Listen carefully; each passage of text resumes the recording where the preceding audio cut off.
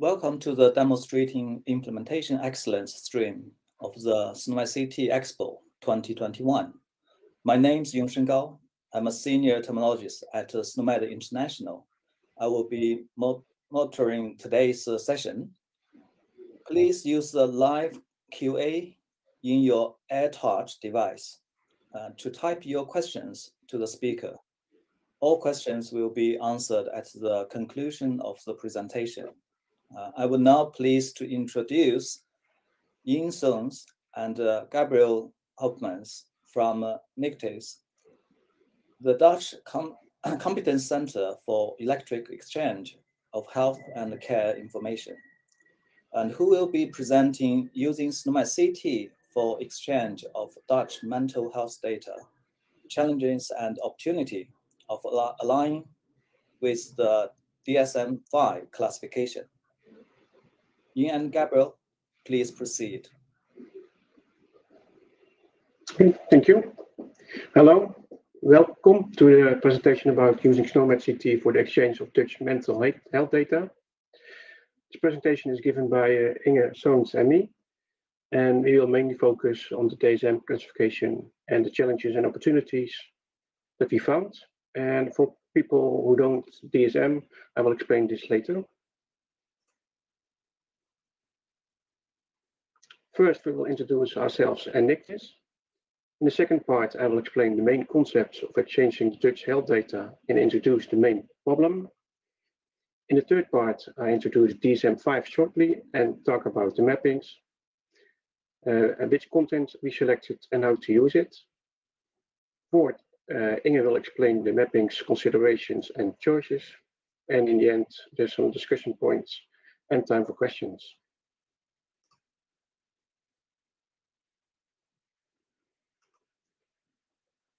So, Inge, can you introduce yourself? Yes, I will slide into the screen. I'm Inge Soons. I'm a medical terminologist since 3 years at NICTIS. I have a background as a medical doctor. I've worked in the neurology department and I did projects on antimicrobial resistance. And now my main area I'm focusing on is mental health, rare diseases, and mapping a national diagnosis and procedures list. Thank you.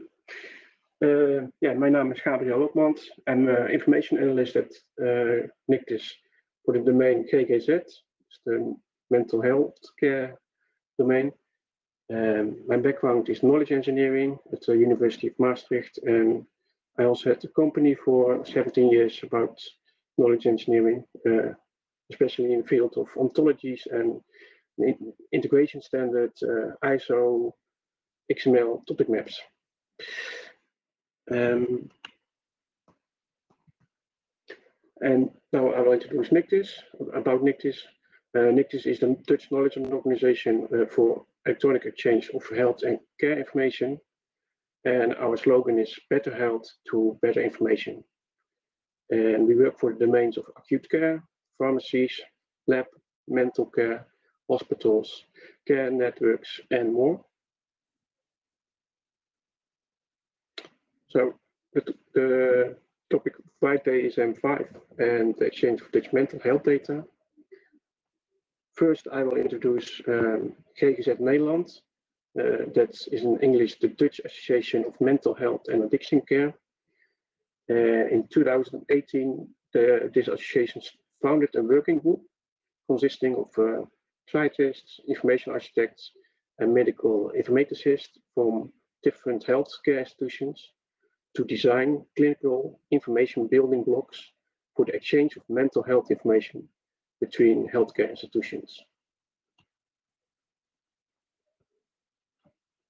And this building blocks in Dutch is het zorginformatiebouwstenen, or ZIPs,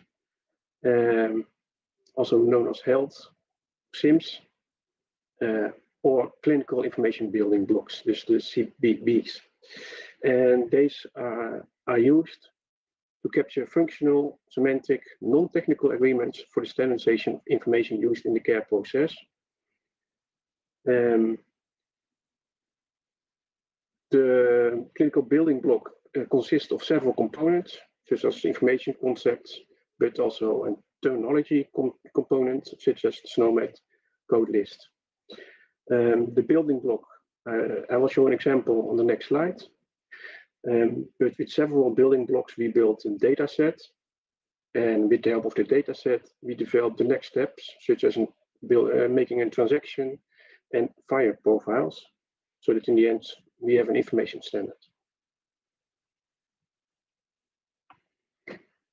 This model is used to, it is the CBB problem, it's a building block problem. And this model is used to capture information about the health problem. And this can represent various types of problems: a complaint, a symptom, a diagnosis, functional limitation, or complication. And we see that the elements start and end dates. We see there is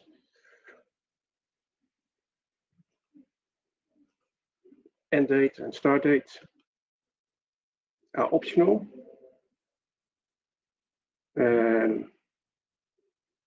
But that the name and status are required.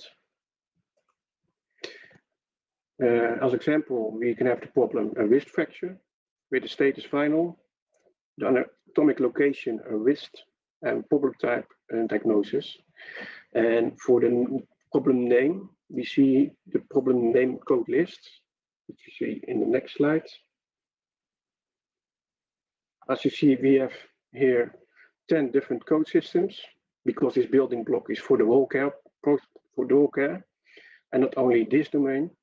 And below you see DSM-5 and nog niet bekend, which is in English not known yet. The psychiatrists in the Netherlands mainly use DSM-5, and DSM-5 stands for Diagnostic and Statistical Manual of Mental Disorders, and this serves as the authority for psychiatric diagnosis. And because these codes were missing, it also complicates the exchange of structured information. It must be coded in SNOMED for the exchange with the building block and also internationally. So now about the mapping of DSM-5 and the content selection and the usage. The classification is one of the most used tools to make diagnosis, and the tool is used of the diagnosis classification is used as a diagnostic tool and to describe and classify disorders, but there's also a link between DSM-5 and the financial administration. Now I will shortly explain which approach we took to develop the diagnosis table for the Dutch Association of Mental Health and Addiction Care. They started with the DSM Dutch and English terms, plus the Dutch Care Authority column numbers and the ICD-10 codes. And the Dutch Association made a first estimation. The second step, it was improved by specialists in the field. Then third, NICTUS made validations, corrections, and improvement, mainly Inge. And last, the current table contains mappings and terms which were clear. Here we see a small part of from the current table. In column D, for most of the terms, we see the SNOMED codes. And in the example in the red box, in column D with the number 25 and then 1000, we see in the column C, depressieve stoornis, eenmalige episode ernstig, and that's in English. Severe major depression, single period, which we also see on the next slide. And in column G, we see the mapping to ICD-10. And in column E, we see the Dutch terms, and those that are empty are only in English. But note that this table needs to be updated because there are more translations at the moment available. But this table is published about a year ago. Last point about this slide, in case no suitable codes were present, we made new concepts. and that were 17 in total. No, there were 17 new ones on a total of 980 concepts. So here the Snomed Browser, we see the example that we also saw in the red box. We see the Dutch and American translations. We see the mapping to ICD-10. And we see that the term has 2 parent concepts and 2 children concepts. And this is a screenshot of a software vendor that implemented the SNOMED code list so that the mental health care organization can exchange the information in a structured way. And now Inge will explain how I will show. Yeah. And Inge will explain more about the DSM-5 mappings.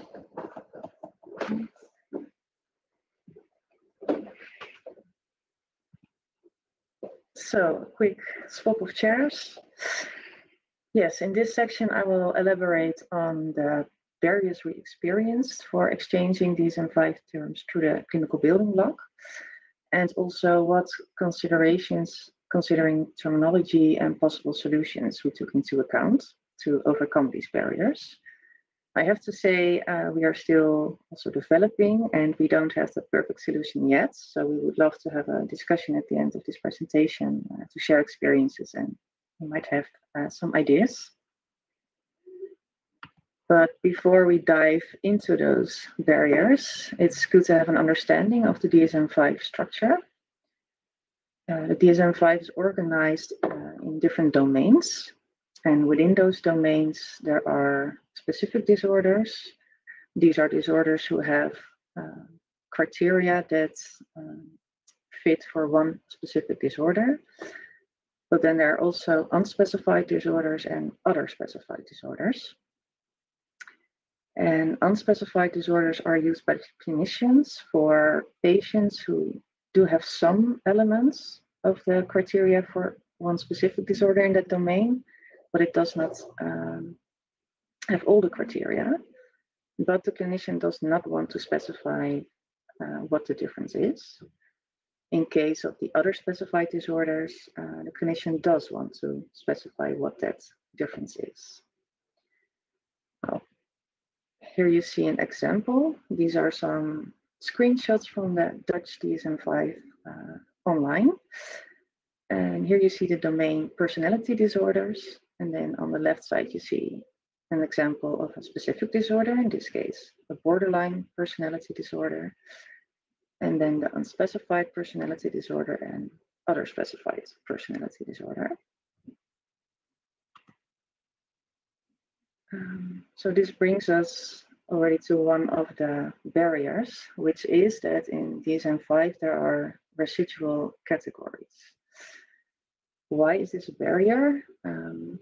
Ideally, in the clinical setting, you want to capture data as specific as possible.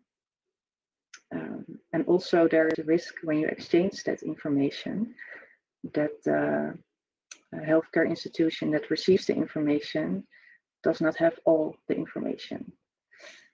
I will give an example of that later in this presentation. Then another barrier was that the DSM-5 terms itself are not coded.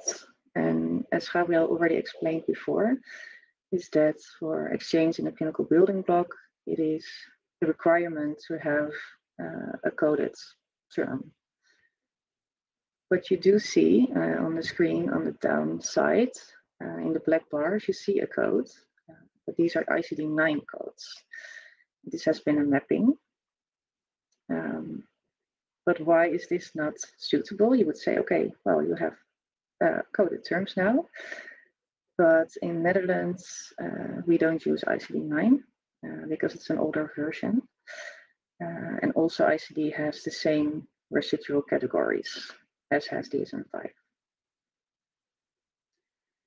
So we wanted to explore what other terminologies or other options we have to exchange terms based on DSM-5, but in a different way. Well, the most important factors we took into account was, well, one of the most important ones is it suitable for use in clinical setting? In other words, is it possible to capture very specific information? And some other factors were, is it internationally exchangeable? Is it computer readable? And by that I mean, is it possible for a computer to process the information in a structured way? And then last but not least, is it already in use? Of course, you want to make use as much as possible of standards that are already existing and used. So considering these factors, we came to these options. Well, as I explained in the previous slide, ICD-9 we already crossed out, but then ICD-10 maybe could be an option. Use local codes, SNOMED, or maybe even no coding. And on the next slides, I will show what the advantages and disadvantages were per terminology.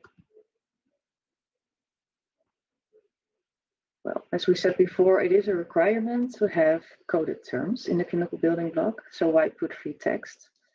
Well, the reason we wanted to see this as an option is it has one major advantage, and that is that the psychiatrists or clinicians can use the exact language they want to. Of course, the major disadvantages are that it's not computer readable and not really compliable with the clinical building block. You could consider local codes. The advantage is that, well, exact mappings can be made and there's no loss of information. It is computer readable, but it is not suitable to do analysis on or research on because it does not have any hierarchy and you cannot internationally exchange it. So then ICD-10 and SNOMED, then we come a bit closer to a solution. SNOMED CT is of course perfect for capturing really detailed clinical information. It already had an extensive amount of content on psychiatric disorders. It is internationally used and it's computer readable, but it is non-exhaustible, which means that there are no residual groups. So how are we gonna code if a clinician wants to capture an unspecified disorder or otherwise specified? And that is, in contrast to SNOMED, the advantage of ICD-10. And to give an example of what I meant by loss of information when you use not specified or otherwise specified terms for capturing is the following. For example, a patient could have symptoms of a recurrent depressive disorder for which the criterion is that it is longer than 2 weeks, but the duration of the periods is shorter than that and therefore does not qualify. Then the clinician would choose, according to DSM-5, other specified with specification in free text, its brief duration of periods. So what you could do is use a SNOMED code, which exactly says that, recurrent brief depressive disorder. But if you would have used ICD-9 or ICD-10, you only have the information that it's other, but the receiving clinician does not know the difference.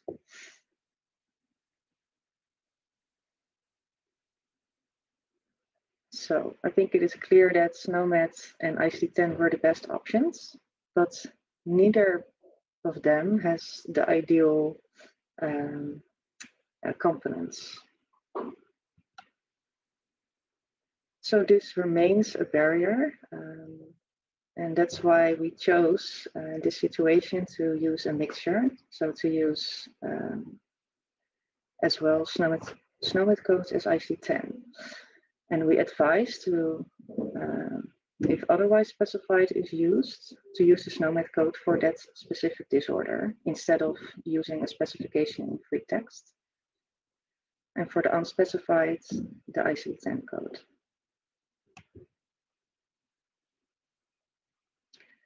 So in summary, DSM-5 is needed by clinicians as a diagnostic tool and for registries and financial administration, but it's not suitable for exchange of primary clinical information through clinical building blocks. And but SNOMED CT enables structured exchange of clinical information around DSM-5. But as I said, we don't have the perfect solution yet, and we're still using a mixture.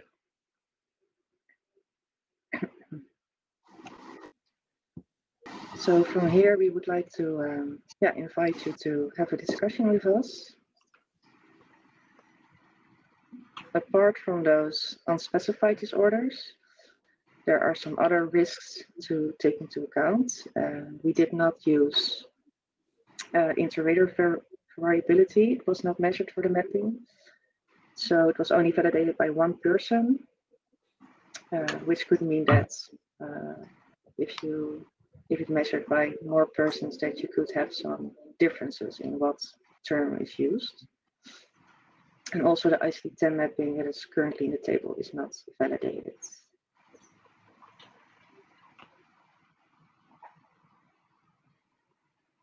And of course, if you have any other remarks, suggestions, questions, very welcome.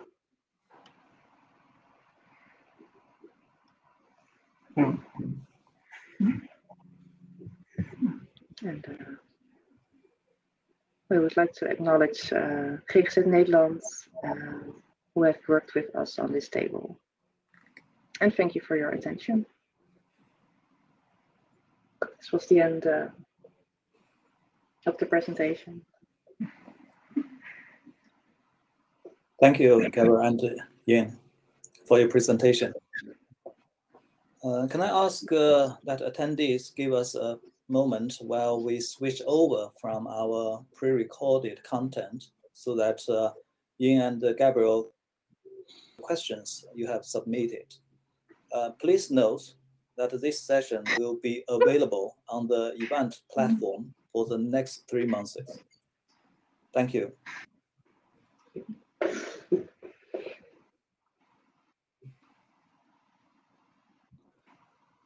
Thanks both to Gabriel and Yin. Just a reminder to our audience, if you have any questions to them, please use our Q&A to type in your questions. While we are waiting, maybe I can ask a question, take this time, opportunity. You mentioned about unspecified conditions need to be recorded. In SNOMED CT, as a clinical terminology, we are more focused on the accurate representation, basically describe the conditions to as much as we can, because you see the patient, you know the condition, so you should describe as much as you can to be accurate. And for the classification, it's understandable. For example, ICD and the same as this mental disorder classification system. And they collect information, actually maybe high-level information rather than the detailed clinical information, because maybe the second-hand information. So that's, as you mentioned in your slides, some maybe lost information, basically is not submitted or collected. And in this case, normally classification would use the NOS or other classified or specified. And so for the completeness to analyze those for classification purpose. You mentioned, at the end of the slide, you talk about how to cope with the unspecified. Because in SNOMED CT, we're trying to avoid this classification term. Normally, if you apply, say, you submit this request, say, oh, we need a kind of code to describe this kind of classification situation. We would normally reject this because that is really not a clinician needed to be coded in the clinical record, but actually for the statistician and analysis could be useful and using the classification system. So that is the key difference between the clinical terminology and the classification system. We do have some kind of classification contents in SNOMED CT as well, because over the years of development, some requests from the different classification at that time, we're not really strict on the clinical aspect and actually just say, okay, if you want this classification term, actually in the batch has been included. And now the policy actually is quite clear. We try to avoid, because this causes more confusion about the difference between the clinical terminology and the classification. And in particular, I think if you look at certain ref sets in the clinical setting people creating, actually they want to be very specific because that is the situation you want to put into the clinical records. And when you do the classification based on a SNOMED CT hierarchy, you can go to the general concept. I think one example, you use a personality disorder, and that could be considered cover all the different specific conditions. So that is a general current policy, how we approach this kind of situation. I don't know if you have any other suggestion or insight about the mental health, maybe in some kind of situation unique, you want to code it in a more classification kind of fashion or style. Yes, I understand your suggestion, and we have this. Should we have like the top main SNOMED code concept? But the thing is that semantically it does not have the same meaning. That's because of the structure in DSM-5. So unspecified means it does not classify with all the criteria within that domain. So we have discussed this also with the psychiatrists, but the risk was that the term still would be misinterpreted. So yeah, that's why we haven't used it right now. Yeah. Yeah, I see. I don't know if you are aware of or not, we have a clinical reference group on the mental and behavior health clinical reference group. Basically, it's experts in this subject area. They have the meeting, I think 2 meetings every month to discuss the content relevant in this subject area. Maybe you can join or attend in those meetings to provide some suggestions and feedback. That would be very helpful. I think another question, if I may. When you look at the mappings, so what are the coverage between the SNOMED CT mental health disorder hierarchy or content comparing to the classification? Roughly what kind of percentage coverage the mapping you can achieve? Do you have any rough idea on that? Yes, like right now what's in the mapping, I think it's only 1/3 SNOMED, and the other third is ICD-10, and then there's 1/3 that's still local codes, which is a temporary solution. But if you look at the potential SNOMED, in DSM-5 there are a lot of combinations. So like addiction to alcohol with onset during a psychotic episode. Just to mention, you have a lot of those combinations, and we want to explore if it's possible to use post-coordination to map those instead of creating new concepts in our extension. So that's something for in the future. And then if that would work, then 2/3 could be SNOMED. Yeah. And the rest would be the unspecified or the classification type of term. I see. Yeah. I see. Okay. Okay, thank you very much for your presentation. I think it's almost at the end of this session. We haven't seen any questions. Just to the audience, if you have any questions you want to ask, just reach out. And thanks again for your presentation. It's really helpful for us to understand in this particular domain, content enhancement if needed. Yeah. Thank you. Thank you very much for the opportunity. Thank you. Thank you.